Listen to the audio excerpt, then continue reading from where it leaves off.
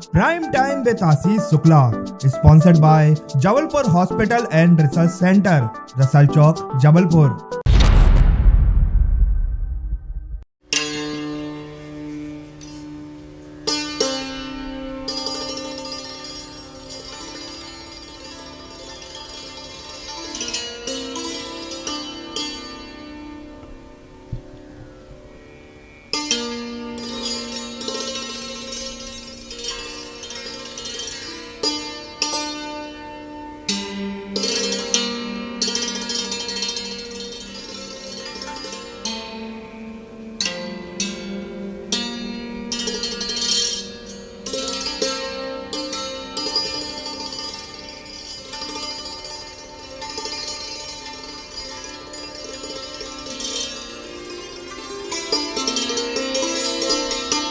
यश Bharat prime time में आशीष शुक्ला में आज हम जिस पल को व्यतीत कर रहे हैं मेरे पत्रकारिता के जीवन का सबसे अद्भुत पल है। हमने अपने पत्रकारिता के दौरान साक्षात्कार लेना और बहुत सारे अनेक प्रकार की घटनाओं की रिपोर्टिंग भी की और बहुत सारे साक्षात्कार लिए, लेकिन यह पल मेरे जीवन का शायद सबसे अद्भुत पल माना जाएगा। जब कभी भी आगे बात निकलेंगी कि हाँ, पत्रकारिता के दौरान हमने ऐसा भगवान ने मुझे बनाया कि मैं अपने सनातन धर्म के हिसाब से सर्वोच्च स्वामी शंकराचार्य जी सदानंद जी के ने हमें इतना आशीष दिया कि वो हमसे prime time with Ashish Shukla में साक्षात्कार करने उन्होंने आशीर्वाद दिया। मैं आपके चरणों में प्रणाम करता हूँ। आप शंकराचार्य के पद से जिस दिन आपको मैंने आपका मैंने महाराज जी ने अपना जो लेटर जारी हुआ उसमें आपको शंकराचार्य नियुक्त किया, वह एक ऐसा पल था जिसमें आपके जीवन में अजीब सा अंधेरा छाया होगा जब निद्रा में नींद स्वामी स्वरूपानंद जी हुए थे। वहीं दूसरा पल ये था कि जिस क्षेत्र से आप चले आ रहे थे धर्म के अध्यात्म के, उसके सर्वोच्च पद की भी खुशी और दुख एक साथ आए, क्योंकि मेरे जीवन में भी मेरे पिता का जन्म निधन एक दिन है। तो वो पल आपका कैसा रहा?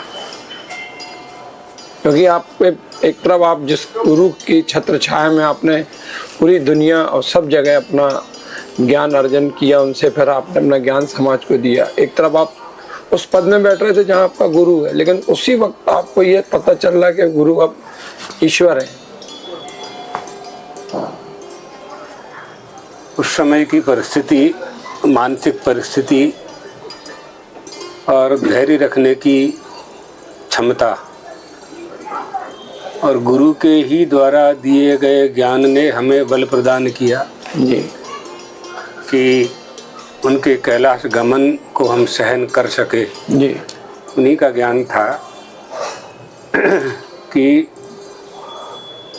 संसार में जो भी आता है, जन्म है तो जाना होता है, लेकिन हम लोग ये मानते हैं कि गुरु एक तत्व है। जी तो गुरु तत्व का जाना आना जाना नहीं होता। जी यश्चांतम नादि मध्यम नहीं कर चरणम नाम गोत्रम न सूत्रम, नहीं जनि मरणम, न उनका जन्म होता है न मृत्यु होती है। यह ज्ञान भी हमें गुरु से ही प्राप्त हुआ था।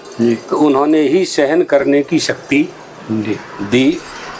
और शंकराचार्य एक परंपरा है, जी 2500-2500 साल पुरानी परंपरा है। उस परंपरा में हमारे सद्गुरु भगवान पीठद्वयाधीश्वर, जिन्होंने 2 पीठों का निर्वहन किया, हमारे गुरु थे। और 22 साल पहले ही उन्होंने संन्यास दे दिया था हम दोनों गुरु भाइयों को, स्वामी अभिमुक्तेश्वरानंद जी को और हमको भी। और यह सब गुरु भाई जानते थे, क्योंकि और किसी को संन्यास दिया नहीं था। जी तो संन्यास आचार्य परंपरा में ये नियम होता है कि जो बड़ा शिष्य होता है वही उत्तराधिकारी हुआ करता है। तो एक तरह से उन्होंने मन बना लिया था, चयन कर लिया था और बहुत से लोगों से बहुत अवसर पर उन्होंने कह भी दिया था। मीडिया में जरूर उन्होंने सार्वजनिक नहीं किया था, लेकिन मीडिया वाले भी इस बात को अच्छी तरह से जान रहे थे। जी। क्योंकि तीसरे को संन्यास दिया ही नहीं। तो ये हम लोगों के यहाँ परंपरा होती है।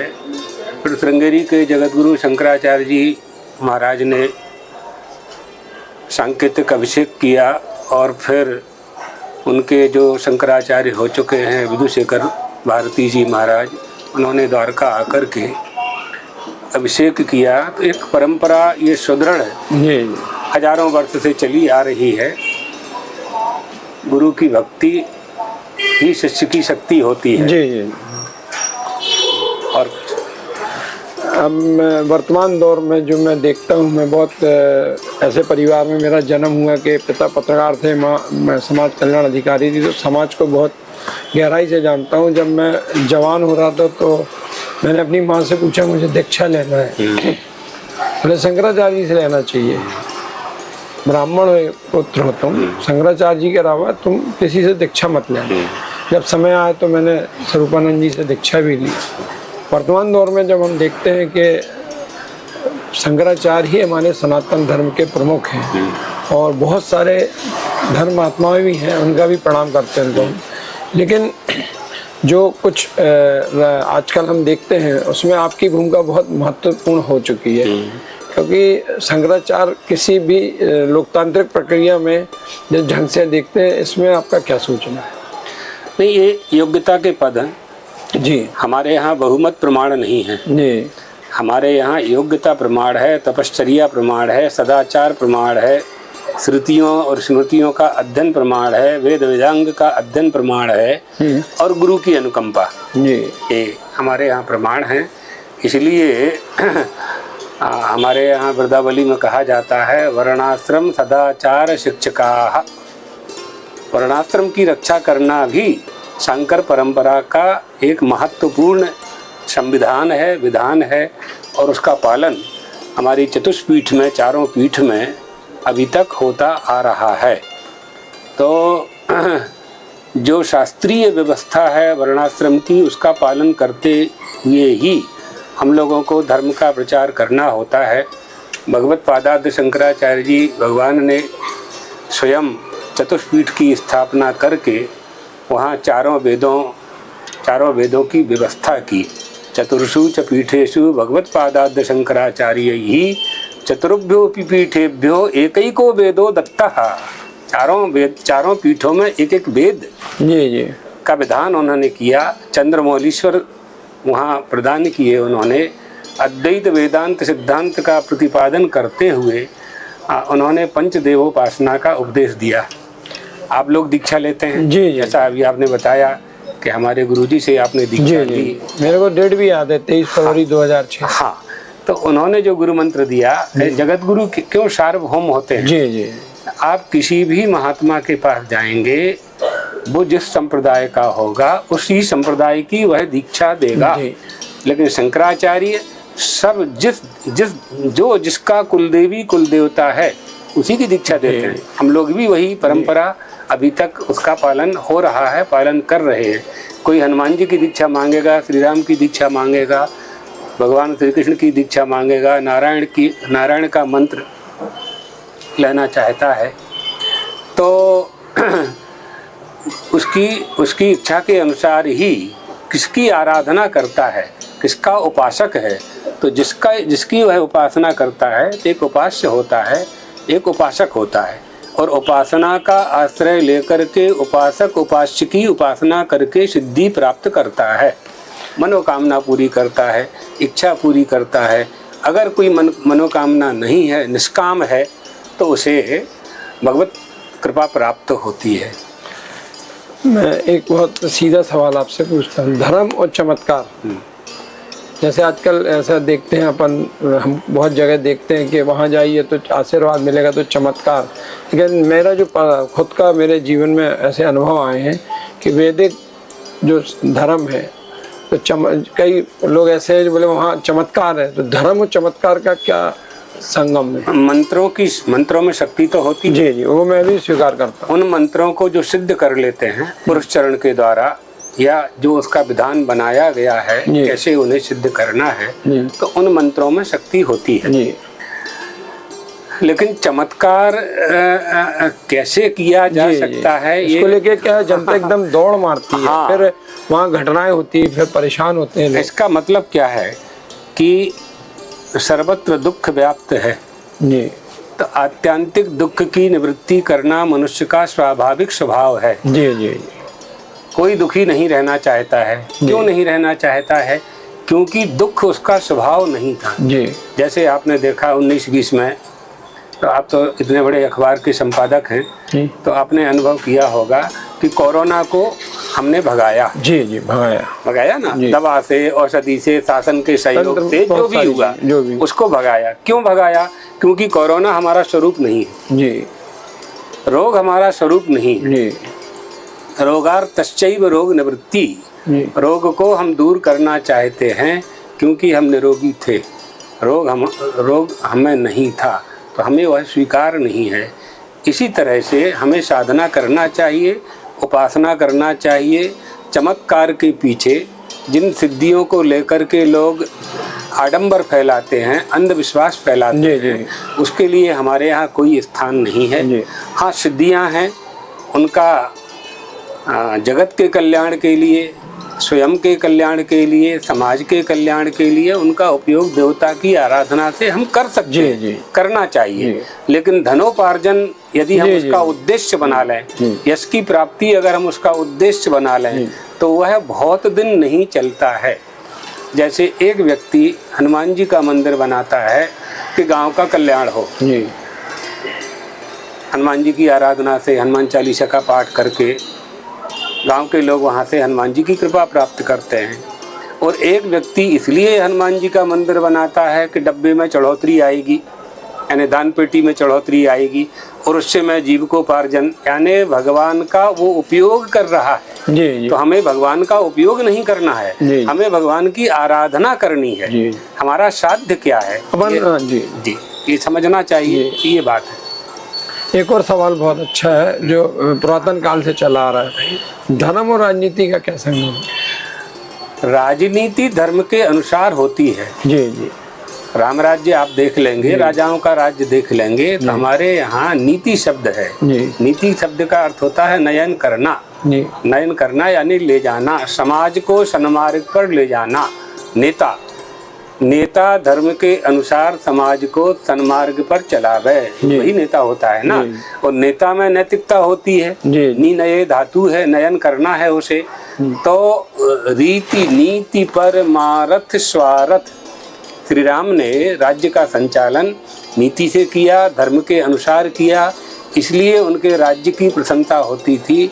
दैहिक दैविक भौतिक तापा, राम राज्य का हु नहीं व्यापा, सब नर करहि परस्पर प्रीति, चलहि स्वधर्म निरत श्रुत नीति। धर्म के अनुसार प्रजा चलती थी। न वै राज्य न राजासी न च दंडो न दांडिकः, कोई अपराधी नहीं करता था तो दंड देने वाला ही कोई नहीं था।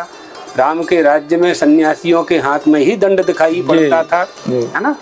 तो ये राम राज्य बैठे त्रैलोका, हर्षित भये गए सब शोका। तो ये राज्य का शासन धर्म के अनुसार चलना चाहिए। प्रजा का शासन राजा करता है, राजा का शासन धर्म करता है, और धर्म का उपदेश धर्माचार्य देते हैं। ये हमारी परंपरा रही है। इसलिए ये माना गया है कि हमारे देश का राजा धार्मिक होना चाहिए। राज्ञ धर्मणि धर्मिष्ठा, पापे पापः शमे समः, राजानम अनुवर्तन्ते यथा राजा तथा प्रजा। इसलिए कहा गया है कि जब हमारा राजा धार्मिक होगा तो प्रजा भी धार्मिक होगी। वर्तमान की जो स्थिति है, जो आपने प्रश्न किया है, इसमें बहुमत के आधार पर राजा का निर्माण होता है। प्रजा मत देकर के राजा का निर्माण करती है, राजा को राज्य पदवी सौंपती है। मंत्री, विधायक, MP, MLA जो भी बनते हैं, प्रधानमंत्री, राष्ट्रपति, ये सब चुनाव के माध्यम से ही जाते हैं। तो योग्यता का आधार नहीं रह गया है। योग्यता का कोई मापदंड नहीं रह गया है। जिसको प्रजा चुन करके भेज देती है वही राजा हो जाता है। तो आप देखें व्यवहारिक पक्ष में एक छोटी सी नौकरी प्राप्त करने के लिए तमाम अध्ययन करना पड़ता है, उसको परीक्षाएं देनी होती हैं, डिग्री प्राप्त करनी होती हैं, फिर उन सबको अपने बायोडाटा में उसको सम्मिलित करना होता है, तब जाकर के छोटी मोटी नौकरी मिलती है। लेकिन जो मंत्री मिनिस्टर होते हैं, जो MP MLA होते हैं, विधायक होते हैं, संसद सदस्य होते हैं, जो योग्य हैं उनका स्वागत है, उनका स्वागत है। यानी किसी दोष किसी का नहीं है। हम जिस पद पर आप जा रहे हैं क्या उस पद के योग्य वह व्यक्ति है, ये तो तय होना ही चाहिए।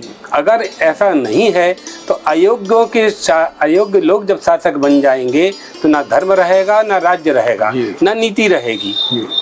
तो षंडामर्क, हिरण्यकशिपु के राज्य में षंडामर्क शुक्राचार्य जी के 2 पुत्र थे, गुरु थे, प्रहलाद जी को अध्यापन कराते थे, पढ़ाते थे। तो षंडामर्क स्वयं हिरण्यकशिपु को भगवान कहने लगे थे। तो जब हमारा धर्म और हमारा गुरु अयोग्यता की प्रशंसा करने लगेगा तो फिर हमारी संस्कृति कहाँ जाएगी, संस्कार कहाँ जाएंगे, उनकी रक्षा कौन करेगा। तो संस्कृति और संस्कारों की रक्षा करने के लिए देश की प्राचीनता, देश का जो मूल धर्म है, हम सनातन धर्मावलंबी हैं, तो सनातन धर्म शाश्वत है और सनातन धर्म ही हिंदू धर्म है, तो हम सब हिंदू धर्मावलंबी हैं। तो हमारा जो मूल धर्म है, हमारी जो मूल परंपरा है, मूल संप्रदाय है, मूल आचार्य पद है और मूल धर्म शास्त्र हैं, जो वेद वेदांग हैं, शिक्षा, कल्प, व्याकरण, छंद, निरुक्त, ज्योतिष, इन सब की जो हमारी परंपरा है, उन परंपरा की रक्षा कब हो सकती है, जब हमारे शासक योग्य हो। शासन योग्य होना चाहिए, शासन योग्य ही होना चाहिए, बिल्कुल योग्य होना चाहिए। तभी अगर आप देखिए, आप जबलपुर में अपने बालक, नाती नातिन की पढ़ाई के लिए स्कूल खोजते हैं। अच्छा स्कूल कौन है, अच्छा विद्यालय कौन है, अच्छा गुरुकुल कौन है, खोज करके आप वहाँ प्रवेश दिलाते हैं, एडमिशन दिलवाते हैं। खोजा ना आप, तो आप अपने बच्चे को पढ़ाने के लिए जब अच्छे आचार्य की खोज करते हैं तो हमारे देश का राजा भी कैसा होना चाहिए, उसके अनुसार हमें चलना है। वो हम पर शासन करेगा, संविधान का निर्माण करेगा, संविधान के अनुसार देश को चलाएगा, तो उसमें वह योग्यता होनी ही चाहिए। इसलिए योग्यता का स्वागत वहाँ बहुत आवश्यक है, क्योंकि ये माना जाता है कि राजनीति हम लोगों के शब्द के अनुसार तो बहुत अच्छी है, राजनीति शब्द बहुत अच्छा है, लेकिन आज राजनीति गाली हो गई, क्योंकि राजनीतिज्ञ राजनीति का पालन नहीं कर रहे हैं, इसलिए क्योंकि राजनीति शब्द का अर्थ ही नहीं जानते हैं कि राज्य को किस नीति के अनुसार संचालित किया जाए। जो जानते हैं उन पर ये हमारा शब्द लागू नहीं होगा, लेकिन जो नहीं जानते हैं, जो अयोग्य हैं, उन पर तो बिल्कुल आक्षेप होना ही है, तय है। तो आज जो राजनीतिज्ञ लोग हैं वो कितना ही दोष उनमें हो, लेकिन यह तो तय है कि लाखों लोग उनसे जुड़े हुए होते हैं, लाखों लोग उनसे काम करवाते हैं, लाखों लोगों का वो काम करते हैं, लाखों लोगों से उनका संबंध होता है। तो अगर वह नेता जिससे लाखों लोगों का संबंध है, यदि वो धार्मिक होगा तो उससे संबंध रखने वाले लोगों में भी धार्मिकता प्रवेश करेगी, धर्म का आचरण प्रवेश करेगा। इसलिए हमारा नेता धार्मिक होना चाहिए। हमारी संस्कृति अपने पिता को, हमारी संतान अपने पिता को सदाचारी देखना चाहती है। इसी तरह से हमारे देश के लोग हमारे अपने नेता को धार्मिक देखना चाहते हैं, सन्मार्ग पर देखना चाहते हैं, सदाचारी देखना चाहते हैं। तो श्रुति स्मृति सदाचारः स्वस्य च प्रियमात्मनः एतत् चतुर्विधं प्राहु साक्षात् धर्मस्य लक्षणम। आपने धर्म का लक्षण पूछा जी पहले। जी तो ये धर्म के 4 लक्षण हैं। धर्म के बहुत लक्षण हैं। जी। मनु महाराज ने धर्म के 10 लक्षण किए हैं। भागवतकार ने धर्म के 30 लक्षण किए हैं। अलग अलग ऋषियों ने तत्त ऋषि मतानुसारेण अलग अलग ऋषियों ने धर्म के अलग अलग लक्षण किए हैं। सबका सार यह है कि हमारी देह के प्रत्येक अंग से धर्म का पालन होना चाहिए। हमारा मन, बुद्धि, चित्त, अहंकार धर्ममय होना चाहिए। हमारा आचार विचार धर्म से संयुक्त होना चाहिए। मातृदेवो भव, पितृदेवो भव, आचार्य देवो भव, अतिथि देवो भव की भावना हमारी होना चाहिए।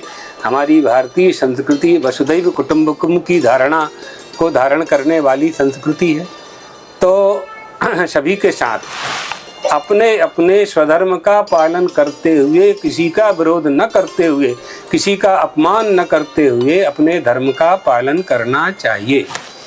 अब एक वर्तमान समाज में मैं आपसे पूछना चाहता हूँ। मेरा जन्म 68 का है, तो मैं जो पत्रकारिता की नज़र से देखता हूँ वर्तमान दौर को, मेरे दौर में माता पिता भाई बहन सर्वोच्च थे। मैंने 85 से 95 तक का एक दौर आया जब भौतिक काल शुरू हुआ, तो धीरे धीरे हमने देखा कि भाई बहनों में प्रेम कम होने लगा। पहले जमीन जायदाद की कभी बात ही नहीं होती थी भाई बहनों में, और दान दक्षिणा ऐसा होता रहा कि जो मिल गया ठीक है। वर्तमान दौर में मैं ये देखता हूँ, क्योंकि मैं अपराध जगत की भी खबरें लिखता हूँ, तो जो एक सामाजिक पतन मैंने बहुत ज़बरदस्त तरीके से देखा है कि भाई पैदा होने में जो खुशी होती है कि हमारा एक साथी आया, लेकिन अब भाई ही आदमी को लगता है संपत्ति का बंटवारा वाला आया, और लोग इसके पीछे भागे पड़े हैं। तो वर्तमान समाज में बड़ा उथल पुथल मची है कि तो ऐसे में आप गुरुदेव लोग हैं, समाज को कैसे वापस वैसे लाएंगे? भाई बहन संपत्ति के लिए नहीं होते, प्रेम और स्नेह के लिए होते हैं। इसका मूल कारण है जी कि जिस वस्तु को हम महत्व देते हैं जी जी उसको हम सहेज करके अपने पास रखते हैं जी। तो हमने धन को महत्व दे दिया जी जी, मकान को महत्व दे दिया जी जी, भूमि जमीन को महत्व दे दिया, भाई बहन के प्रेम का जो संबंध है वो पीछे हो गया, संपत्ति आगे हो गई। दूसरा इसका कारण है हमारी संविधान की अव्यवस्था जी जी। संविधान में जो हिंदू कोड बिल लगा करके ये व्यवस्था बनाई गई जी, तो उस व्यवस्था में पक्षपात हुआ हिंदुओं के प्रति। उस पक्षपात के कारण ही जैसे भाई का और बहन का संपत्ति में जो प्रेम था आपस में, वो प्रेम संपत्ति के कारण होने लगा क्योंकि सरकार ने ऐसा विभाजन कर दिया भाई बहन के बीच में मतभेद पैदा करके। तो संविधान का पालन करना सबके लिए आवश्यक होना चाहिए। जो भारत में निवास करने वाले लोग हैं वो किसी भी जाति के हों, किसी भी धर्म के हों, किसी भी संप्रदाय के हों, मजहब के हों, पंथ के हों, रिलीजन के हों, सबको संविधान का पालन एक सा करना चाहिए। आपस में अल्पसंख्यक के लिए, बहुसंख्यक के लिए अलग अलग कानून नियम नहीं होना चाहिए। ये सबसे बड़ी कमी है। इसलिए जब समान अधिकार हमें प्राप्त होंगे तो शोषण बंद होगा। इसी से शोषण हो रहा है। इसी के विरोध में, हिंदू कोड बिल के विरोध के कारण ही स्वामी कृपात्री जी महाराज ने राम राज्य परिषद की स्थापना की। तो बहुत बड़ी संस्था थी, वो एक राजनीतिक पार्टी थी जो धर्म का आश्रय लेकर के जिसका उद्भव हुआ था। वह पार्टी आज भी सुरक्षित है। हमारे जगत गुरु जी शंकराचार्य जी महाराज भी उस राम राज्य परिषद के उस समय शंकराचार्य नहीं थे उसके पहले उसके अध्यक्ष रहे। आपको ये ज्ञात है? हाँ जी। तो हिंदुओं के पक्ष को लेकर के ही, सनातन धर्म के पक्ष को लेकर के ही वह सब लोग खड़े हुए थे कि उस समय जब देश का विभाजन हुआ तो देश का विभाजन का आधार क्या था? धर्म ही आधार था कि आपकी पूजा पद्धति अलग है, हमारी उपासना पद्धति अलग है, तो आपकी पूर्व दिशा है, हमारी पश्चिम दिशा है, हम आपके साथ नहीं रह सकते। अंग्रेजों ने उनको बल दिया, अंग्रेजों की कूटनीति यहाँ काम कर गई और हमारे देश का विभाजन हुआ, 2 टुकड़े हो गए, पाकिस्तान का निर्माण हुआ। जब धर्म के आधार पर पाकिस्तान का निर्माण हुआ तो उन धर्मावलंबियों को पाकिस्तान में ही होना चाहिए था, है ना। तो ऐसा हो नहीं पाया। तो जब ऐसा नहीं हो पाया और हम भारत में रहते हैं तो फिर भारत के संविधान को हमें स्वीकार करना चाहिए। कोई भी हो, कोई भी हो, हिंदू हो चाहे जो भी हो, सबको भारत के संविधान को स्वीकार करना ही चाहिए। यही एक हमारी संविधान के प्रति, देश के प्रति, राष्ट्र के प्रति निष्ठा होनी चाहिए। लेकिन ऐसा नहीं हो रहा है, देखने में ऐसा नहीं आ रहा है। तो इसी कारण से तमाम तरह की विसंगतियां आपस में पैदा हो रही, आतंकवाद आदि की जो उत्पत्ति हुई, यही एक मूल कारण है। तो इसके लिए हम शासन व्यवस्था में ही दोष देखते हैं, उसमें संशोधन करने की आवश्यकता है। और जो शासक है उसको ये दूसरा हम लोगों पर लाद दिया, धर्मनिरपेक्ष शब्द लाद दिया। तो धर्मनिरपेक्ष अब क्या है, शब्दों के अर्थ होते हैं। धर्मनिरपेक्ष शब्द का क्या अर्थ है, ये बात समझनी चाहिए, विद्वानों का विषय है। लेकिन अर्थ को अगर जब आप देखेंगे तो अपेक्षा शब्द है। अपेक्षा का अर्थ होता है चाहना, और जब निर उपसर्ग लग जाएगा तो नहीं हो जाएगा नहीं चाहना।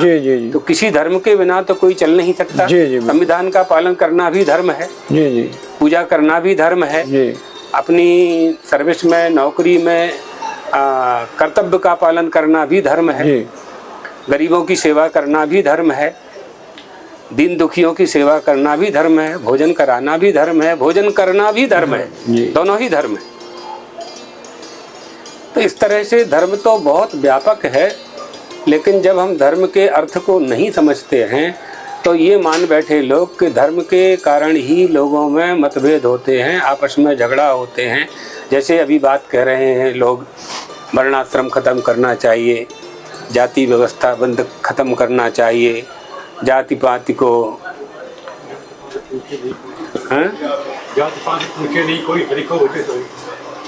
जात पात की करो विदाई, ये नारा लगाया जा रहा है ना। जाति पाति को करो विदाई, ये नहीं होना चाहिए।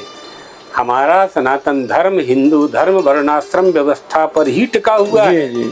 इसका मूल, अगर हिंदू जाएगा कहाँ? हिंदू जाति के बिना रह ही नहीं सकता है। और जाति कहाँ नहीं है? वृक्षों की जाति है, पत्थर की जाति है, पशुओं की जाति है।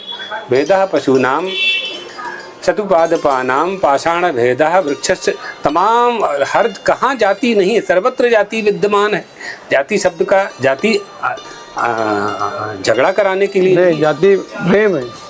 तो अब ब्राह्मण वर्ण है, पर ब्राह्मण में जातियां हैं। आप शुक्ला जी हैं तो सबके कोई तिवारी है, कोई मिश्रा जी है, कोई अवस्थी है, तमाम तरह के हमारे, ये सब हमारे जीवन यापन स्वधर्म पालन के उपाय हमारे ऋषियों ने, आज की परंपरा तो नहीं है। कुल धर्मः सनातनः जाति धर्मः सनातनः, ये गीता के 40वां, गीता जी के प्रथम अध्याय का 40 और 43 दोनों श्लोक आप देख लीजिए। तो गीता का उपदेश परमात्मा श्री कृष्ण ने अर्जुन को 5300 वर्ष पहले दिया। उस समय भी जाति थी। तो जिस जाति व्यवस्था को मुगल नष्ट नहीं कर पाए, मुसलमान नष्ट नहीं कर पाए, 75 साल से शासन हमारा है, हमारे देशवासियों का शासन है, भारत का शासन है 78 साल से। तो ये जाति पाति नष्ट करने का नारा, ये आंदोलन नहीं करना चाहिए। अपने आप बहुत से लोग ही छोड़ रहे हैं, वो अलग बात है। लेकिन हम आदेश दे करके तो और जाति पाति तोड़ने का नारा देने वाले लोग खुद जाति पाति का पालन कर रहे हैं। जाति के आधार पर ही कैंडिडेट हो रहे हैं, प्रत्याशी हो रहे हैं, विधायक हो रहे हैं, पार्षद हो रहे हैं, एमपी हो रहे हैं, एमएलए हो रहे हैं।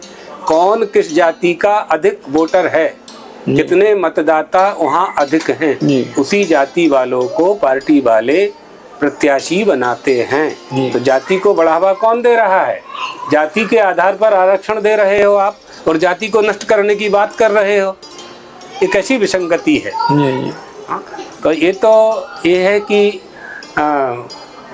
आटा खा करके पानी पी करके फूफा बोलो, पानी पी करके फूफा बोलो, कोई बोल ही नहीं पाएगा। जी जी तो जाति पाति के आधार पर जब आप पूरा शासन चला रहे हैं तो कैसे नष्ट कर सकते हैं? आरक्षण इसका, रिजर्वेशन इसका साक्षात प्रमाण है। इसलिए जाति पाति धर्म पालन के लिए है, झगड़ा कराने के लिए नहीं है। झगड़ा कराना राजनीतिक नेताओं ने सिखाया है, उनसे हमें बचना चाहिए। मैं आपका हृदय से आशीर्वाद चाहता हूँ कि आपने मुझे अवसर दिया और आपने मेरा कोई सवाल आपका ऐसा जो मैं ना पूछ पाऊँ आप बताना चाह रहे हो।